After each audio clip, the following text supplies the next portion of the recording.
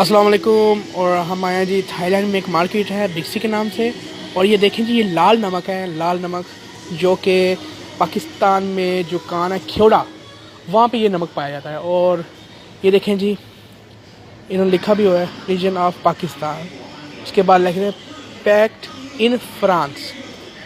ये देखें जी, इमरान खान साहब, हमारा नमक चोरी हो रहा है, तो लिहाजा हमारे नमक को जो है ना, अगर करना है आपने, इंपोर्ट एक्सपोर्ट करना है आपने, तो अपना जो है ना मेड इन पाकिस्तान लगाया जाए, ना कि दूसरी कंट्रियों के नाम लगाए जाएं। ये मेरा मैसेज जो है ये आगे तक पहुंचाएं ताकि दुनिया को पता लग सके कि पाकिस्तानी नमक ये पाकिस्तान से आ रहा है और इसमें लिखा जाए मेड इन पाकिस्तान।